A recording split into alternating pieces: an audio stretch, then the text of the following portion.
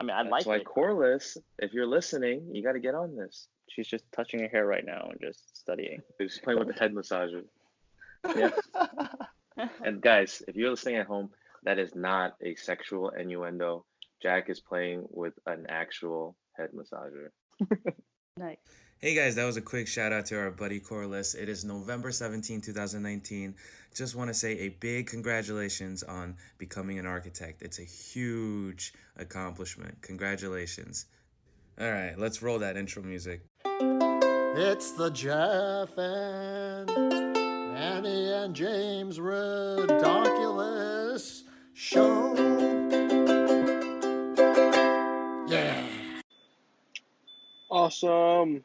What's up, guys? Welcome to the Redonkulous podcast, where when life gets tough, we get redonkulous. Thank you so much for tuning in today. This is episode 10, and hanging out today is Jeff, James, and Annie.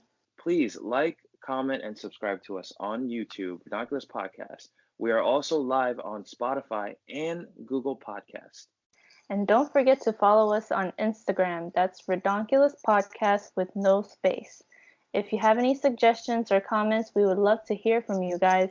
Or please give us a call or text on our hotline. The number is 332-203-2449. Again, it's 332-203-2449. Our very, very special guest today, Jack Lam, RN. At least that's how he likes to introduce himself. He is a very good friend of the podcast, and he also goes by Fat Ass. Hi, guys. Yes. Thank you for bringing me into your podcast. Thank you. Badass. This is strictly from my girlfriend Corliss. It's just kind of her thing. She thinks it's cute. So RN stands for Registered Nurse. I saw your profile picture for Nurse Grid. That was done by Corliss. Yes, my app tells what my schedule is. So everyone I give it to has an admin. And Corliss, she decided to mess around with my profile pic. If I remember, it's just a pig nose, right? Yeah. hence Let me the see if I fat can get ass. Hence the fat ass. More to it, the reason why she calls me fat ass is because she actually never seen anyone eat as much as I can. I do remember you eating 2 ice cream cones at once. Yes, I did. Well, I remember, Jeff, a while back in high school, you were actually the person who ate the most out of all of us. Before you were vegetarian, you ate a lot. I don't think that's true anymore because I eat more than him. You know what it is? Okay, because I had a very bad pet peeve. And the reason behind that, it's not the fact that I can eat that much. I would be full already, but I would still keep shoving food because I hated the idea of wasting food. Jack mentioned that yesterday. I'm so glad Jeff is in here, or else he'll make me finish this drink. So give or take 10 years ago, we got Okay. together and we took a family photo. It was a legit family photo. We got all dressed up, and that photo is still in the living room of my grandparents' house. It was a crazy operation. I usually get ready for like a pump session. So if I need a pump outside of home, I just bring my sets of pump. And I was asking my mom, should I bring 1 or 2? She's like, no, you just need to bring 1. We'll be home on time. Okay, are you sure? She's like, yeah, I have plans afterwards. The crazy thing is that we didn't bring enough food for Nicholas either. Milk. Oh, So no. I was in the freaking heart of Chinatown, and I'm running up and down the block. I must have visited at least 5 or 6 stores. So Wow. all the Asian pharmacies, they're just like, no, go to the CVS, go to the Rite Aid. And the nearest one within walking distance was at least 15 to 20 minutes. After we finished the photo shoot, I busted my ass sprinting for 5-10 minutes, went to the Rite Aid, I bought the pre-mixed formula, and I got the address to the restaurant. Holy crap. It's another 20 minutes in the other direction. This is the first time I ever rode the Citibike. Did you guys ever ride the Citibike? Yeah, I have actually. It's Good great. experience? Yeah, it's a great experience. The only issue I had with the Citibike is I biked with Corliss, and when you're trying to return the bike, you gotta make sure there's some space at your destination. If not, you gotta go somewhere else to park your bike. What do you Oh, mean by yeah. space? Because you need to Yeah. return the bike. We were just talking about the Burger King app. I bought a freaking small fries without the app for $1.49. Mm. James has the Burger King app, and he saw large fries on there for 99 cents. So everybody wants you to have their app.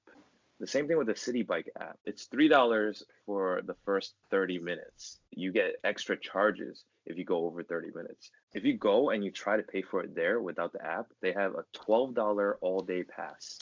And I think they have like a weekend pass. Really? Am I really about to pay $12 to get to the restaurant? I was seriously considering it. I almost paid that $12. What was the issue with Yeah. locking for you? So I this is my first time using the app as well. So I biked to the gym and then I shoved it and I just heard something and I was like, oh, it's done. And I went to the gym and my phone alerted me. It's like, your bike is still unlocked. You have 3 minutes before you have to pay extra. And I ran out of the gym to find that bike and I shoved all the bikes because I didn't know which one I locked it to. You shoved all the bikes on the racket? I couldn't remember which one I locked it to. Jack, your head massager. Huh? Your head massager. Yeah, I'm trying to put this away. I was just like pounding myself with it. All right, word of the day is assiduous. It means diligent, showing great care and perseverance. And to make it into a sentence, she was assiduous in pointing out every feature. So our goal is to use it 3 times today in this podcast. Okay, assiduous. Assiduous. Who wants to crack at it? I'm gonna mess this up pretty bad, so I'm not gonna crack at this. Can you say that sentence again? She was assiduous in pointing out every feature. What a jerk. Alright, I'll give a crack at it. I assiduously prepared for this podcast. I see a trend, James. Every time that you use the word, it's in association with the podcast. He goes, the Redonkulous podcast is ascending to the top of the charts. Oh, I have a sentence. Jeff was assiduous. I can't even on, say it. I know I work for a kosher company, but come on. Jeff was assiduous in finding the baby formula for Nicholas today. I assiduously founded the formula. I think it's Does that found. I just wanted to say the word, okay? Serious hypotheticals. Today's question: if you somehow knew the economy was about to collapse in 2 days and money would no longer be of any value, what would you spend your money on to help you survive? The first thing I thought of was Bitcoin. Did you guys think of cryptocurrency at all? No. So I was thinking of gold. I was actually thinking the same thing. I'll get stacks of bars of gold and silver. Yeah. Like What? a Wild Wild West. We're talking about the Wild Wild West. You remember that song? Yeah. But I would agree with you too. No, nobody Like- remembers that song. I remember with Will Smith, Yeah. I would get gold bars, silvers, platinum. Oh yeah, man. I already have one Oh, that's- silver bar. That's true. One silver bar. Now Jack Yeah, is I seriously still need, considering 2 more days, Mm, 2 more okay. days. Why? cause in 2 days. Oh, the question. Never mind. Yeah. Jack, you want to save on shipping? You want to get some bars? I think another good thing to buy would probably be like bottles of water and canned chicken and canned tuna. Oh, I see. Yeah, I would do the same. I was thinking towards that direction too, like how to survive. You would need food to stock up on, because money won't be of any value anymore. So how are you gonna buy stuff? I think I would buy some weapons for Ooh. self-defense, because if it's chaotic, you need to defend yourself, and That's if you true. need to steal, then you have to, right? And you need something to help protect you, or You Yeah. also need a vehicle. that's true. Imagine you booked a flight, okay, a round trip flight, and you can go, let's say, to South America, but then the economy crashed and money doesn't mean anything, it has no value. What if that ticket also has no value because you bought it with money? So maybe you can't come back. Yeah, you're stuck. Yeah. I think you're stuck. The airline would go out of business. Everybody would go out of business. Oh, So credit cards won't even mean anything. Keep swiping that credit card. Yeah, unlimited Oh for the my American goodness. Express. oh yeah. I'm not sure what will happen if there's a financial crash. People will be bartering and trading, and then canned tuna, like you said, all these canned foods. Maybe those would be the new form of currency. Yeah. Yeah, bartering. Do you think if the economy and the market crashes like that, money has no value, would it be a Walking Dead type scenario? You either have cars parked in the middle. You really think it'll be that chaotic, minus the zombies running around? I feel like in the beginning, yeah, there will be chaos. But then eventually people will figure out how to live life again. Government will play a big role too. See how calm and planned. I agree with Annie. It probably would be a lot of chaos and disorder in the beginning if we have no money to incentivize to sell things or to import things, and we're limited on how much we have. We probably may trade in the end until the government steps in to put in another type of currency. Here's a follow-up question. The economy's going down in 2 days. Would you go back to work? Nah. And quick. James, the first gut reaction. Annie's gut reaction. Nope. I don't think there'll be a value in dry cleaning anymore. But I think it will be good to find something else that will bring value and building income, whatever the currency is, Ooh. and then attack that, and then make money or make canned tuna or gold. Make canned tuna. Great. Wow, James really thought this through. I wonder what's his first idea. Make canned tuna. Never mind. Ooh, or make canned chicken that can be heated up and not taste nasty. What about for vegetarians? Canned beans, canned vegetables. You have to Twinkies. grow your own crops. That's true. Ooh, Oh yeah. my goodness, there would be so much value in farming. Jack, would you go back to work? For a little while, yeah. Really? Yeah. But so you would do it because of duty. Yeah. You have patients that you're responsible to. You would do it even if you weren't getting paid. Even if I wasn't getting paid. Yeah, I probably Jack would. Lam, Wow. RN. So honorable. Wow. I build pretty close bonds with them. I feel bad if something were to happen to them. I might hang out at the hospital a couple days too. Why? Come. We'll give you a bed. I've seen that feature before where this guy parked his Tesla. Mhm. There's new software where you can just call the car and then they'll drive to you. What? Oh yeah, I have seen that. But it's a bit gimmicky. You need a lot of space. It's not like if you go to, let's say, H Mart, which is kind of crowded, and you call your car.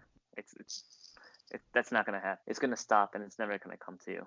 I like how you just say H Mart out of everything. Well, Yeah, H Mart is H- crowded. It's tight. H Mart parking lots are super crowded. As soon as you said Yeah. H Mart, I'm just like, yeah, I could see that. I always struggle finding parking. I gotta park so far away. Why don't we just go to VanMoof and get one of those electric bikes? Oh Ooh. yes, The Tesla of bikes, right, Jack? that's what they call it. Share your experience with the VanMoof. What did you think about it? Tell us what it is first.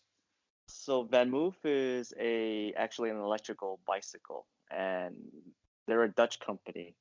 Their purpose is actually try to make something easy to use and beautiful design, which they kind of nailed the design. I really like it. It's something unique, never been seen. You'll see people who deliver food, and you'll see with them on a big bike with a thick battery. With VanMoof, they kind of hid it within their frame, so you don't see the battery. In order for you to ride it, you definitely need a pedal. And there's actually, the way how Jeffrey describes it, there's a button you press, and it feels like in Mario Kart, you eat a mushroom and you get a little speed boost there.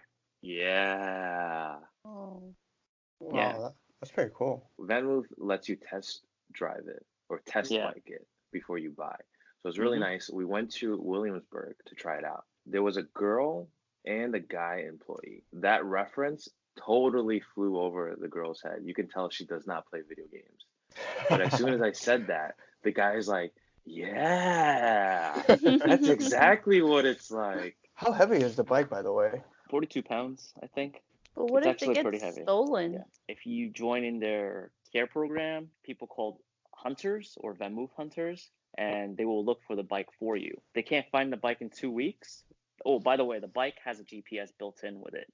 So Wow. they can track it down, and they'll track it down and they'll give it back to you. If they can't find it, they'll give you a refurbished bike, or I'm pretty sure it's going to be a refurbished bike or a used bike, used new bike. And you're still under warranty for it too. What are the titles again? VanMoof Hunters? I'm not sure if I named them correctly, but I know they're called Hunters. You go to like a social meet and greet at a bar, it's like, hey, I'm a hunter. Give you a business card. Jack Lam, hunter, bike hunter. Yeah. They actually did something pretty smart. So not only are they like selling bikes, but they're on YouTube of them recording themselves of looking for bikes and see what happened. Where did the bike go? Are they allowed to show the perpetrator? I think they blur their faces. Wow. So what if it's in someone's house? Would they just call the cops? I only watched one episode, and it was locked at a different park site. And the guy came out, and he saw them and ran away. Oh no, it's the hunters. Let's get out of here. Team Rocket's blasting off again. What a dork. If you're biking around Chinatown and you bike that bridge to Williamsburg, it's such a different feeling than driving. After I posted the pictures to Corliss of VanMoof, the following week she wanted to go too. So we did the same thing. We biked in Williamsburg and we biked to Chinatown and around Lower East Side. So you basically loved just it. copied our date. Good job. Yeah. Yeah.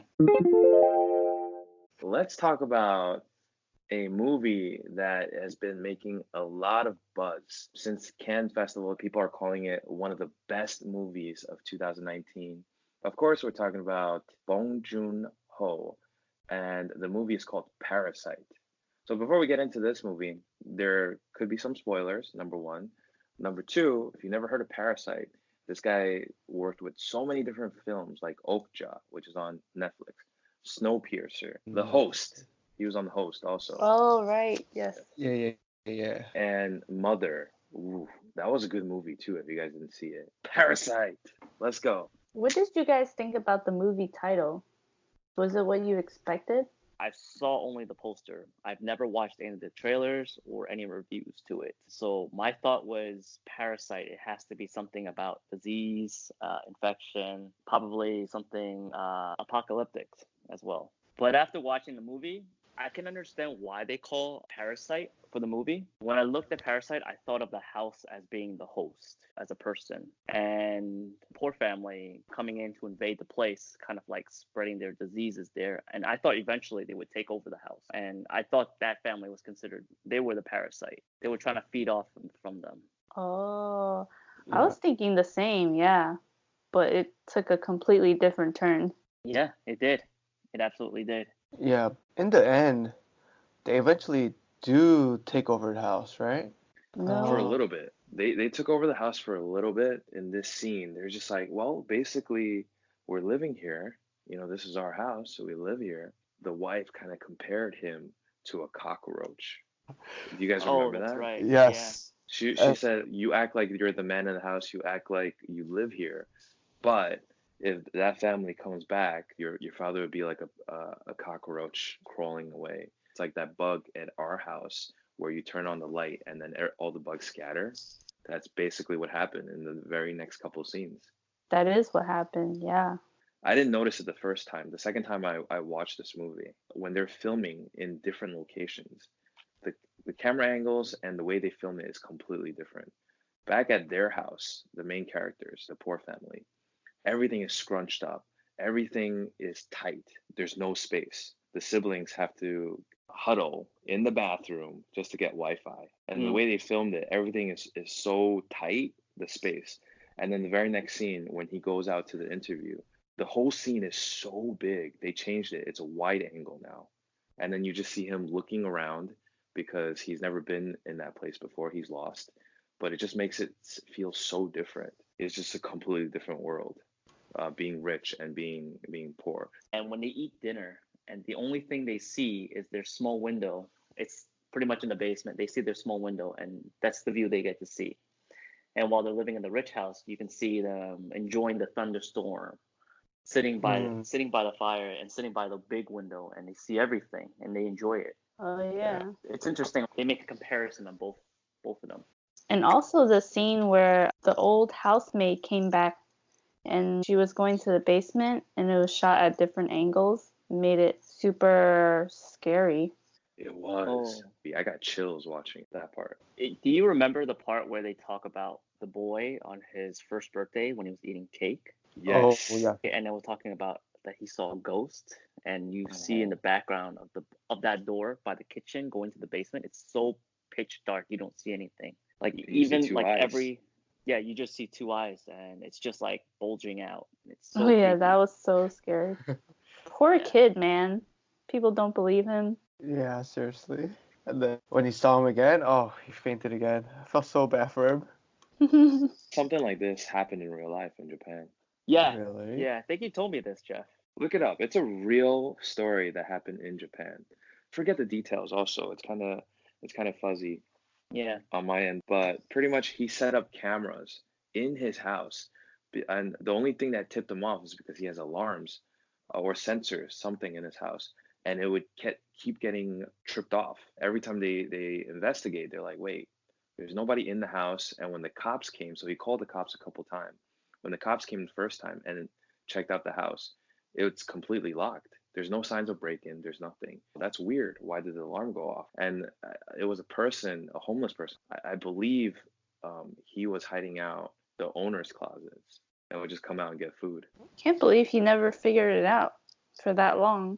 Well, why don't you think about your place where you live, Annie? If someone's hiding, would you think you would find a person?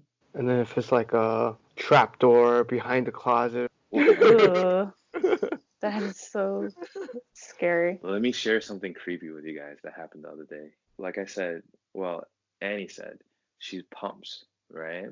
So she's sitting there sometimes and it's quiet. And then we hear this sound. And I didn't hear it at first. In the middle of the night, I woke up because Nicholas woke up. And then I had to put him back to sleep. And it turns out that Annie was up too because she was pumping. And she says, do you hear that sound? And I was like, no, what sound are you talking about? And then she said, just listen. And you have to strain. And when you really listen, there was a sound. I was freaked the F out. I didn't know it freaked you out. It did. It freaked me out. Oh, maybe it's scary to you, but I was just really curious what that sound was. Okay, so the moral of the story is I'm a pussy. I'm a scaredy cat. A couple days later, Annie also pointed it out to my sister Tammy, who also lives with us, and she heard the sound as well. Oh my God. You wanna make the sound? What sound was it? Yeah. It sounds like someone walking around and going to the fridge and getting food. No, I'm just kidding. No. It's just like vroom, vroom. It just sounds like white noise, but it was just constant. And then a week after, the noise just got a little bit louder. That is scary. What if someone came into our house and put a recording device or something in our house? Maybe they're watching us, or maybe they're listening to us. You guys want to know what that sound was? What was it? Laundry. Laundry. All right, James. The world is ending in 2 days, okay? Can you stop thinking about dry cleaning for 1 second? I don't hear the sound anymore. Do you still hear the sound? No, I don't. Thank God. Yeah, the homeless person moved out, so we're good now. Wait, you have cameras inside your house too? No, the cameras are of outside the house, but then the She's system. just freaked out because he stayed at our house before. No privacy. There's a camera in the basement bathroom. Did you know that you actually sleep talk? I heard everything. Oh man, I'm talking to ghosts. Wow, you too? Whoa. All right, guys, let's move on. I'm getting goosebumps. Speaking of it, I don't know if I've ever told you this, Jeff, but when I was in high school, yeah, like I live in a townhouse, and we have like neighbors left and right, so you can hear some of the things. Usually around 10:30 p.m. when I'm trying to sleep, my bed is by the wall. I would always hear 2 knocks every 5 minutes. 2 knocks every 5 minutes for 60 minutes. What the? And I had no idea where that knocking come from. I looked at my wall and I looked at the neighbors. Like, we have really thick walls, and I don't know how he's able to vibrate that knocking sound all the way to my side. You ever figure out what that was? No, but there was one time I got so mad, so I slammed the wall with textbooks because I just wanted to sleep. At that point, you're like, I don't care if it's a ghost. Just shut up. I was creeped out by it at first, but I think I got used to it. Do you think you can replicate that noise right now? It sounded like, and then it would pause, and then it'll go again. Oh my god. Oh, what if it's Morse code, like in Parasite? Oh, and someone's living inside the walls. What a secret entrance. So the sound stopped Oh, because he died? What the fuck? Oh my god. I don't know. You I think he guys, got one my thing Morse after code. another. Speaking of scary stories, the dry cleaners, the building is pretty old. It's like, I'll say at least 100 years old. And even like the boiler room, we have coal fired boiler. Back in the day, they used to put coal in the boiler, burn that to produce energy. Mm-hmm. Anyway, it's an old building, and my employees would tell me, I hear noises coming from upstairs. I mean, we don't really use upstairs right now, the second floor. It's kind of more like storage of like supplies. My employees would tell me we hear noises, and sometimes in the evening time, around like 5, after everyone leaves, a lot of times I'm by myself at the store, and then Getting I'll goosebumps. and I have goosebumps. and usually after I finish all the work in the laundry, and I'll turn off all the lights, save electricity, and pretty dark inside the facility.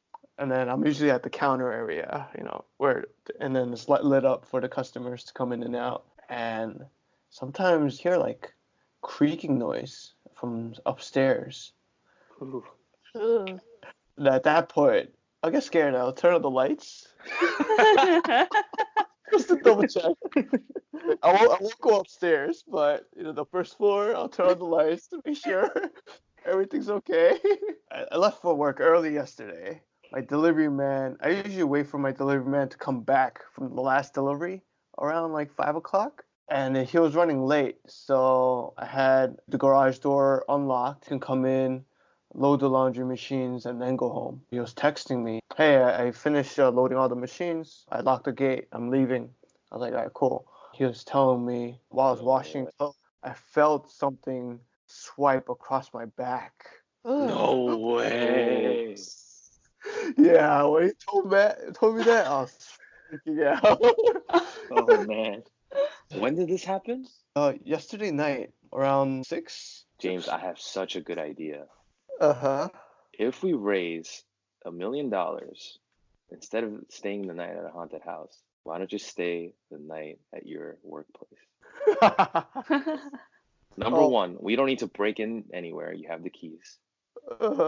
Number two, I was thinking maybe I can go and document it and video it, but I think you're on your own for this one. I don't know. That's kind of scary, man.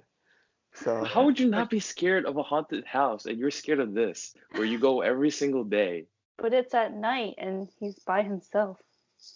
Yeah. Think of the content. Praying that it's not ghosts and it's just an old building that makes sound. What would you be more scared of? A ghost, or if you actually find out it's a homeless dude? I'll be more scared of the ghosts. I mean, if it's Really? yeah. If it's a ghost, it's like paranormal and it opens up a whole new world, I guess you can say. If it's a homeless dude, let's call the cops and you can kick him out. You could be a real life Ghostbuster. In this scenario, I don't know. I'd be kind of scared of a homeless person too. James, you're spending the night there and you find out you're not alone. Wouldn't you be scared? Yeah, I'll be scared, but it's something tangible. You can physically fight them off if necessary. But how are you gonna fight off a ghost? I don't know what the protocol will be for fighting a ghost. First of all, let's get this straight. You have a protocol for facing homeless people? If you do, please share. Well, I'll approach him politely to get him out. That doesn't work. Aggression, and then last I'll call the police. Yeah, just match the level of aggression. You're staying at this haunted house. You're getting paid for the $1 million. Okay. While you're staying there, you hear kids laughing, but you can't find any kids. Are you still gonna continue staying there for the night? Oh But you man, didn't see any ghosts. You just hear the kids just laughing. that scenario just gave me chills down my spine. All right, guys, answer this. Are there different levels of being scared depending on what type of poltergeist or what type of ghost? Are kid ghosts more scary or women ghosts with black hair, long black hair? Oh, women ghosts with long black hair. Yeah, that ring scene still scares me. 7 days. I'm gonna go Yeah. with the kid actually. You'd be more I think scared I of a would- kid. I'd be more afraid of a kid just because you think they're innocent, but they're actually trying to lure you in further. Like Pennywise from It. Yes, yes. Jack, what did you think about that scene Annie talked about where the new handmaid was like, what are you gonna go grab downstairs? And the way that they film it is in a first person point of view perspective, I mean. And she turns Yeah. around, she smiles at you and she goes, would you like to come down? I was yelling at the screen, F no, I don't want to come down with you. I was had thinking- no idea. Yeah. Her face looked all messed up. It was puffy and she was smiling. Yeah, she definitely was creepy. And it was in the middle of the night and it was raining really hard. Nah. Mm-mm. Come back Heck tomorrow in the day. Multiple sex scene. When that was happening, the poor family, they legit hid under the table as if they were cockroaches. Yeah, I didn't even Oh, think sure. about it. Yeah. I did not even think about it until now. And they just stayed there when they almost got caught. You see the dad in the background crawling away. Yeah. It all goes back to the idea of smell and what they smell like. That is a wall. It divided them, right, between the rich and the poor. And then they tied it all together at the end. His face got triggered by the smell. I like how you say that. His face got triggered. The movie was just so well made, man. If you guys haven't seen it, you have to go watch it. Go watch Yeah. it. I love that movie. I only watched it once and I want to watch it again because I feel like I'm missing a bunch of things I'm supposed to understand. There's so many more metaphoricals that I just miss. Jack of all trades. We named the segment after Jack Lam, RN. He's actually Jack of all trades and master of all. A while ago, back in 2017. Wow, we got years. Nice. Yeah, February 2017. Wow, we got Close by. months too. Yeah. Yo, he got months, years, date, and time in his brain. Yeah. What was the Jack's weather like? best. It was in the 88 degrees, sunny, February 13th. Seriously? Yeah, it was before Valentine's, I remember. Seriously. What time was it? I don't remember. All I right, think let's it's probably gonna be in the afternoon. So I was fairly new into my relationship with Corliss, so I wanted to impress her. And the thing she wanted to do was scuba diving. Wow. And I've never done scuba diving, so I just assumed that it'd be fine. I'd be fine. Little preface, Jack is not a great swimmer. Nice preface. In the past, I've been not good with water or boats. I've drowned a couple times. Still don't know how to swim to this day. Yeah, I had to get my butt saved a couple times. Okay. So going back to the story, we met with our instructor and they put us in a scuba gear. And I got used to it really easily. And I was like, I got this. No problem. Oh, wow. And the tank's pretty heavy. It's probably like 50 pounds. Oh, Yeah. okay. So when we finally got to the boat. Wait, I'm sorry. You said that the tank was 50 pounds? Yeah, the tank is pretty heavy. It's like 50 That's pounds. heavier than the VanMoof bike. Yeah. Yeah. Wow. It's so Really heavy. heavy. Corliss couldn't even stand still. The entire time she couldn't even stand up, so she just sat in a bench. I remember I was on a boat and I do not do well with boats and I did not take an anti-nausea medication. So I felt no. so seasick. Uh-oh. And the guy kept telling me, he's like, we're almost there, we're almost there. When we finally got there, I was like, yes, okay. As long as I get underwater, I'll be okay. Like, I'm not gonna feel the current. I jumped. I thought I was gonna drown, but I was fine. And when we got all the way down to the water, it was even more nauseating than it was on the surface. Oh no. For about 40 minutes, I was trying to hold it in and not throw up in my mask. Wow, 40 minutes. Did you And throw up after you got the mask off? yeah, I did. Once Wow. they gave us the okay, like we're gonna resurface, I took out my mask and it dispersed Oh. everywhere. Whoa. Was I just- Corliss impressed? I would have been impressed by the Wow. speed of the projectile. Like, if you vomit, it would like.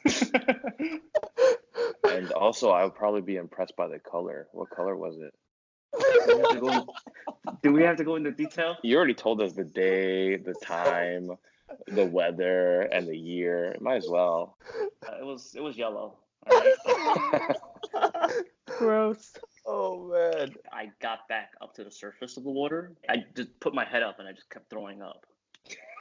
I was still in the water. I was waiting for the boat to come back. I just picture you being one of those statue fountains. You know, the ones that it never ends. It just keeps running. I'm enjoying the sea creatures that I see. Which, by the way, we did get to see a sea turtle. Ooh. Yeah, and Corliss was able to touch the sea turtle. I, on the other hand, was trying to catch up to the sea turtle just to touch it, but he was too fast. He or she was too fast for me. Did you try to dye the sea turtle yellow also? Nope. Man, I don't know if I can do that. I think I'll Yeah. hyperventilate. James, you learned a very, very, very important lesson from this story. Instead of taking girls out on coffee dates for the first time, you got to bring them scuba diving. Look, 2 years later, Jack and Corliss are still together. Oh yeah, that's a good way to impress girls.